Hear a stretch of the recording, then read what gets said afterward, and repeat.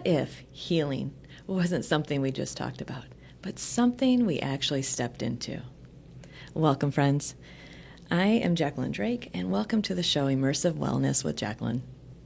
I am actually the creative director of the Drake Center, and today I have a guest on today that has actually come to the Drake Center for some mind and body wellness, really. And I'm so excited to have her on and really share with you guys her unique healing story using technology and medication that is both pretty cutting edge. So welcome, friends, to Immersive Wellness with Jacqueline. And today, my guest today is Kathleen. Hello. And welcome to the show. And I'm so excited to have you because I feel like you are really well-rounded into really what we're doing. And you're a social worker. And so it's going to be really wonderful to hear your unique perspectives on really all of this, the creativity, the healing, the VR part of it even. And then you also have this unique perspective of the actual medication that we use at the Drake Center. So combining all of this is really, I know, been a beautiful journey to watch you go on. So welcome, Kathleen. Thank you. I'm glad to be here. Yeah, I'm so excited you're here. So we'll start off by talking about how you came to us, really, and and how you got to where you are. Okay. It's hard to just unfold my life all at once. Well, just a little bit, if you can. Just share a little bit of how you felt you needed maybe to look for something. Okay. A little different. Well, I think it was about 2 years ago that I discovered the Drake Center. I have 2 teenage daughters, and one of them was struggling, and we had talked to her doctor about, what are some other options that we have, and the doctor had mentioned ketamine therapy. So I was willing to try anything for my kid. I researched it, and, I was really confident that it was safe in the right hands. And we ended up going to a clinic that our psychiatrist had a brochure for. But when we went there, they were not very competent. Okay. One of the appointments we showed up, the doors were locked, and they said that they were closed.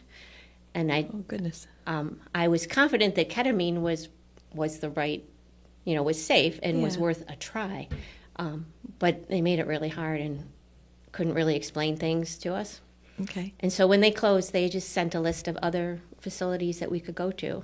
So I started calling around, and I spoke to Dr. Drake. And we went and had a consultation, and I could really tell that there was a big difference, that there was like some real sincere concern for the situation. It wasn't just like a money grab like the other one kind of seemed like. Gotcha. So I brought my daughter. We got some treatment, and she was young. She couldn't really articulate it very well. Well, now I know it's hard to articulate. Right. But I could tell a shift in her. Okay. Outwardly, she still probably had the same, some of the same issues, but I could tell she was learning more from her experiences. Okay. So, as a mom, I could notice that. Yeah. And during the time I was bringing her for treatment, you were doing some VR with her to help her, get in a good mind space. Yeah. And we talked about some of the fitness apps. And I had always used fitness as like a healing method for me. That's how I would deal with my stress. I'd go to the gym. I'd go to a Zumba class. I'm on a hockey team. And it's just a really good way to get out of your head into your body. And usually when I had a good workout, like, the solutions to my problems would come up afterwards. Right. Oh, wow. So I was pretty aware of how useful it was just to get out of your head. I tend to... And the mind and body connection, really, yeah. Wow. Yeah, and I tend to overthink. And usually, like, in the shower after a workout is when it's like, of course, that's the answer. Isn't that funny when we call those shower angels when they come in? You're like, whoa, and you get those beautiful insights, which, honestly, that's what ketamine does, right? It gives you these, and with the right coaching and integration support around it, it really allows you to really make sense and implement. I mean, the word integration for us really means of getting these insights and utilizing them and integrating them somehow into your life, right? And so because of you saw that with your daughter, and then so you decided to maybe try it yourself and really kind of dive a little deeper. 2 years later, I was having a pretty bad post-traumatic stress reaction, and the answer came to me, and I call up the Drake Center and go there. Okay. I had been in therapy a lot in my life, and I solved some pieces, but the ketamine treatment really helped put them all together. Okay. And put them together in an accessible way. Okay. Because a lot of times you read about having the right thoughts for the situation, to reframe it, but in the moment, your thoughts are like, this is awful and I hate it. Right. And then shaming yourself for not having the right thoughts, to say, why don't you think about it in a more positive way, wasn't that helpful either. Right. And so this gives you a different kind of peace, right? Yeah. A different kind of inner dialogue, would you say? A cheat code to figure out what was noise and what was the real deal. Oh, I love that. And, I do a lot of mindfulness teaching, too. So this kind of goes along with all of it, meaning, really getting a grip on our thoughts, right? That's driving the bus of anxiety, or, driving the thoughts that are past thoughts, right? Which could be PTSD, or which obviously sometimes that can all lead to anxiety and depression, no matter what. So to me, it's one big circle that we keep going around, but it's always the thoughts, right?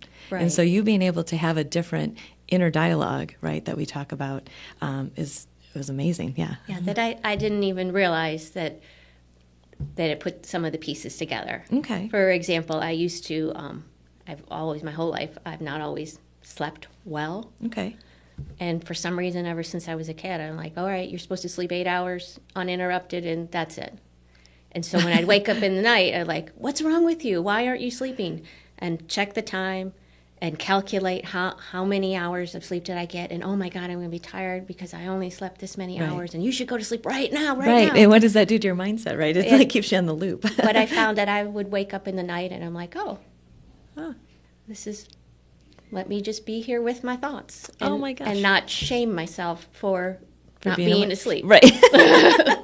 It's amazing how much we actually really, I always think about it like how our inner dialogue kind of drives the boat, right? And how much we really, I don't want to say believe it, right. But sometimes there's so many things that are just unbelievable, right? Meaning they're so far in the future that we're predicting it, or so far in the past we can't change it, right? So bringing ourselves to being like, well, you know what? It is what it is in this moment. I may not be able to sleep in this moment because you may have other things going on, right? Meaning physical symptoms or something like that, right?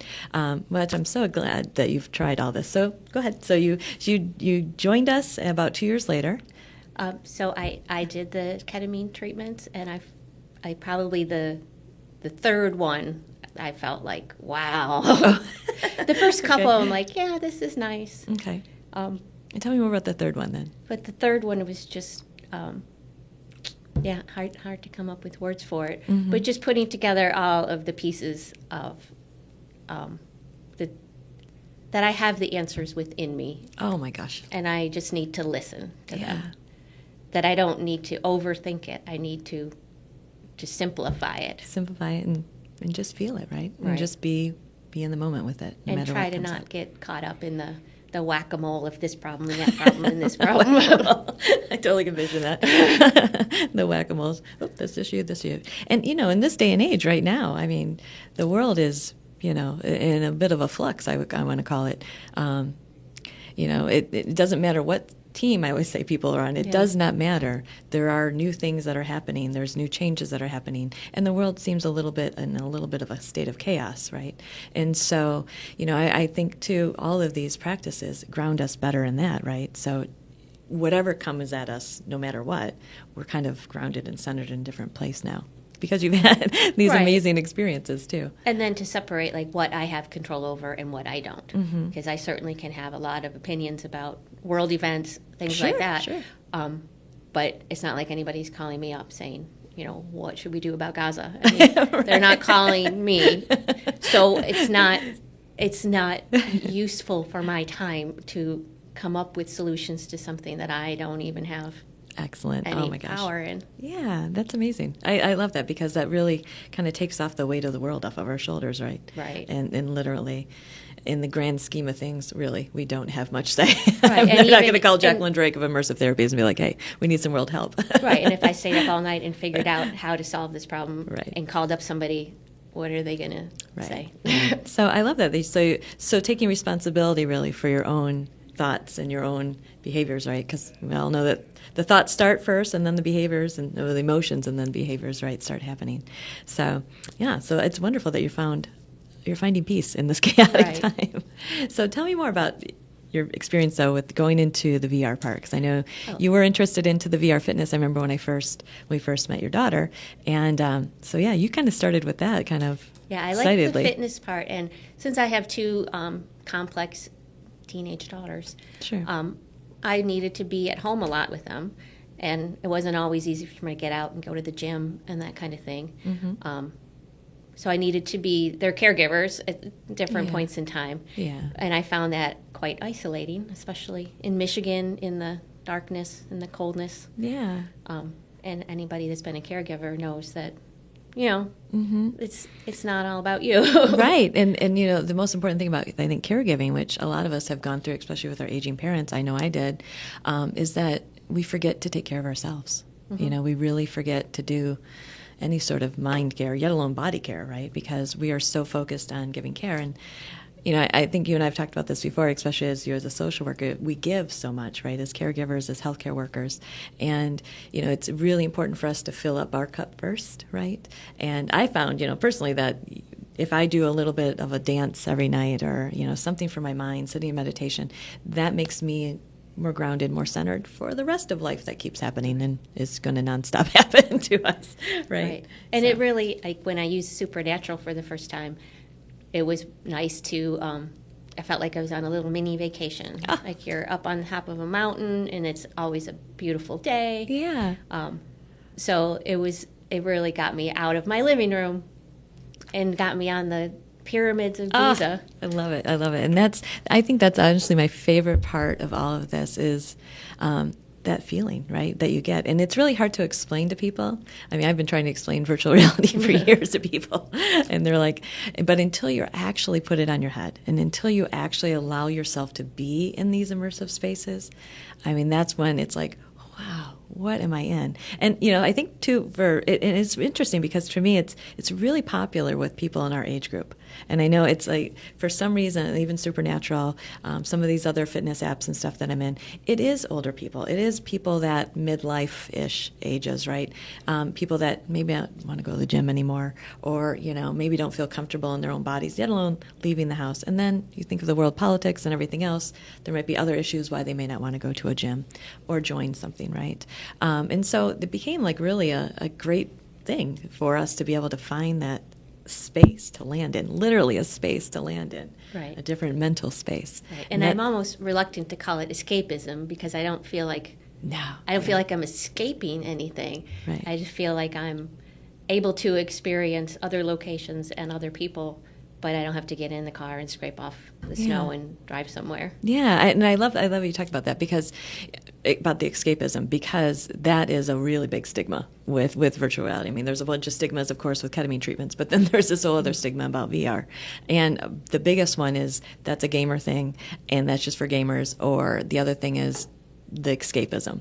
What are you really using this for? And it's exactly the opposite of what happens in there, to me. And I'm glad that you agree with that, because to me, it always has been, when you take off that headset, you're like, whoa, I am right here. And it's because in these things, we are either hitting targets, punching, doing something with patterns, right? And so the patterns become this meditative space. Our bodies literally just start to move with the patterns. And so in that space, though, our thoughts are allowed to land. And then you include the immersive environment, and it's like, oh, wow, I'm really here in this moment. And so when you take off the headset, to me, is the best part, because then, I feel grounded to take on the rest of my day. You can feel grounded and centered and powerful, and you get empowered in this as well because of, I always think of the positive mindset coaching and all the stuff that comes along with some of these programs, right? You have this incredible empowerment. So yeah, it's been a good experience. I'm so excited. Yeah, I'm so excited that, and actually you and I have been able to work out in it together and do all sorts of stuff. So I can't wait to do some of these things more with you. And the other thing, you brought your art in. So I'm so excited to talk about this. Of course, this is my main love part of it. And my own work obviously has gone more in the digital world, but I still do love my canvas art and obviously my patient art. So you want to talk about this a little bit? I'm so excited for you to share this. Sure. You gave me a blank canvas when it was, I don't know, 2 or 3 treatments in. Yeah, about 2. Yeah, usually meet about 2 after you've had 2, so we've had a little more material to create with and compose a piece with and all that. Okay. So yeah, so probably 2 or 3. Yeah, we met after your treatments. And so I started out just kind of coming up with a couple different ideas and then changing my mind. I have attention deficit, so I change my mind a lot. So I started doing a couple different things, and I changed my mind, but I told myself the whole time, it's okay to change your mind. Yeah. Sometimes you just gotta go with the flow. Go with the flow, I love that. So I ended up doing something that was kind of like neural pathways. That was what I was thinking about the whole time. I had looked up some YouTube videos about art that helps you process your feelings. And so I was listening to some of their instructions, and I was working, and I was doing it during some challenging times. So I was literally trying to process the situation I was in, and doing the art at that time. And I love it because this was post your treatments, right? So you have all this other stuff that's happening with the medication part itself, right? So you have the neuroplasticity and neurogenesis. So as you're talking about this, it's almost like I can actually almost vision your brain literally expanding and just feeling better, because then you have more space for thoughts. You have more space for stuff, right? Right. And the things in my household, the things in my household were the same kind of challenges I've had. Okay. But I was deliberately trying to approach them from a different angle. Okay. And instead of saying I have to come up with an answer right now, it's like, let me do this for a while and the answer will come to me. Oh my gosh, that's perfect. That's beautiful. So it became a meditative process for you. Right. That's beautiful. And that's really, when I give people their canvas to go home with, it really is about that. It's about the meditative process that creating art. I always tell people too, it's like I love the product, right, that we make and the whole experience of actually making a painting, but it's in the process of it. It's really in the process of creating where that's where the healing happens. Right. You can have the piece and it's great, and looking at it does do some healing as well, right, when we look at art, but it's really in the creative process is where the real healing happens. And for you, it's almost evident. Well, it's actually and then really cool. Underneath all this paint is all of my other tries. Okay. Oh, just like in my life, cooler. like all of me is still one. All of my experiences come to where I am now. I love that. Yeah, it's an incredible piece. Absolutely. I love the colors to it. The blues and the purples are just, and the teals. Yeah, you saw a lot of teals if I remember right, in your journeys. And a lot of teals and blues. And those are all healing colors. Those are all like colors that represent like a deeper, just a deeper healing, really. And so the green means growth, right? So if your blues and teals are healing, so your whole experience literally was telling you. So that's what I love to look at too, like when I do the integration, is really looking at really what you're seeing in there and really the colors and how that really incorporates into your actual emotions of the journey, right? So yeah, this is beautiful. It's almost like your whole journey is right there, and that's absolutely incredible. And I love your process with it too. It's beautiful. It was really helpful in the moment because I was just telling myself, as moms, we want to check things off the list and get things done. It's like, all right, what's the solution to this? Check, check, check, check. It's like, you know what? Maybe you don't need the fastest answer. Maybe you need the best answer. Oh, I love that.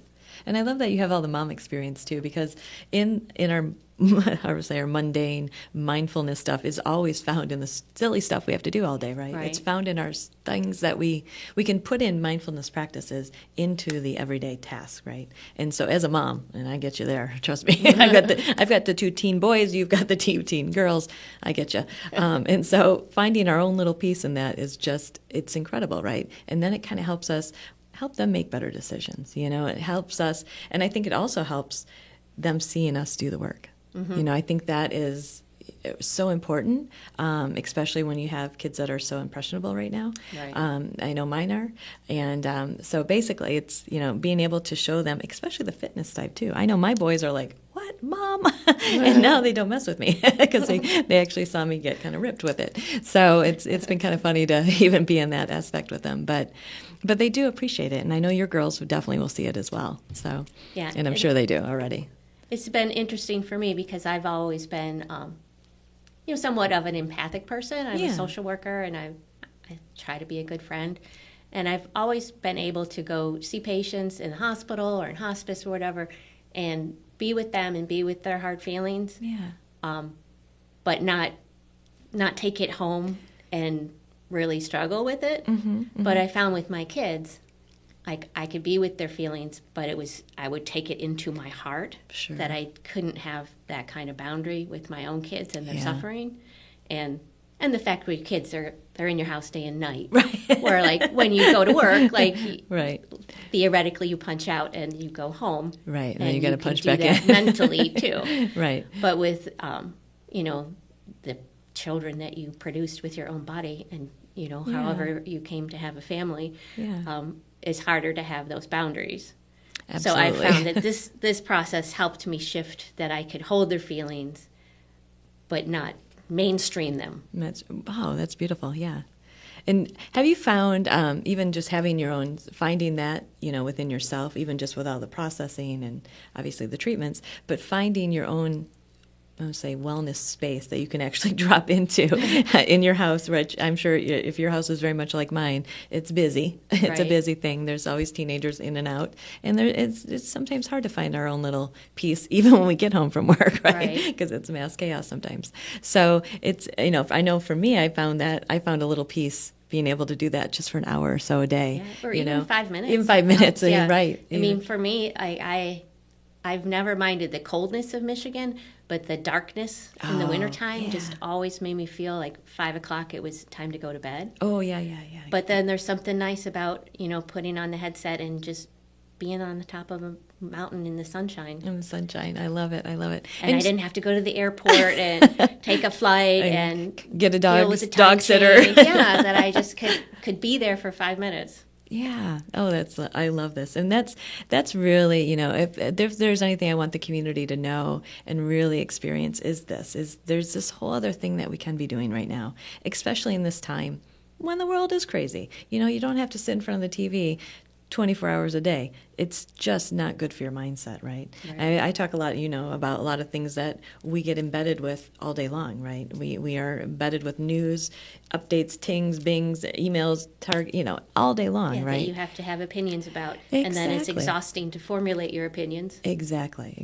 And so it's really nice to have that place just to be able to go, you know what, I just need 5 minutes today. I just need maybe 2 at this point. And no matter what kind of practices. I mean, obviously, I sit a lot even just in regular meditation, which I know you do as well. But, if we don't have our device on us, we can still find that inner calm within ourselves, right, and utilize that.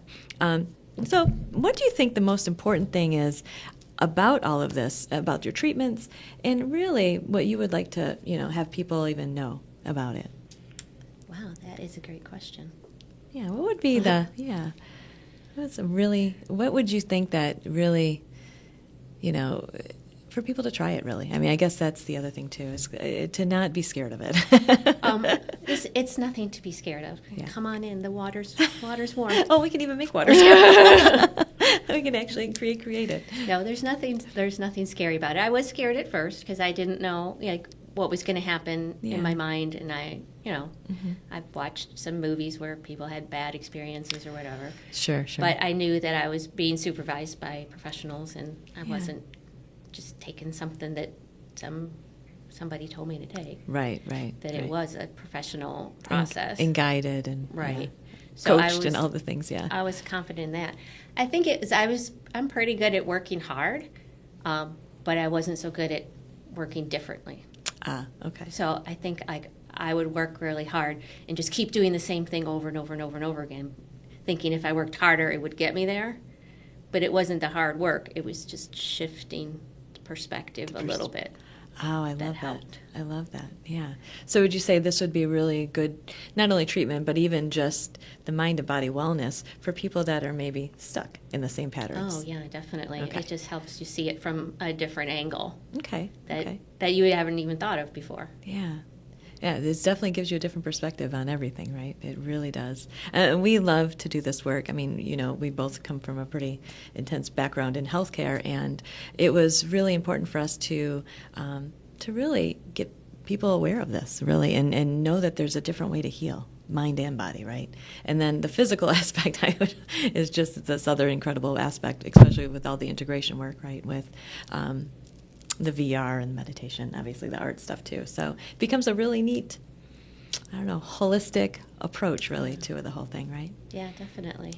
It definitely has made a big impact on my life. And like I said, the external things kind of seem the same, but I'm approaching them from a different way. I absolutely love that. I love that because that's that's exactly how not only ketamine works, but even virtual reality. And the cool part about the medicine part and the thing that you're doing also with the VR is that all of it is this neuroplasticity and neurogenesis, right? You're having, when new neural pathways really start happening is when you're having like a new experience, right? So hence the ketamine experience. And then obviously in VR you have a whole new experience, right? So it's increasing that. It kind of keeps it going a little bit for you as we continue this because you're done with your treatments, right? So now you just really have the integration stuff really, and that is keeping up daily with it, and lots of meditation, lots of art, and I love creating with you in it.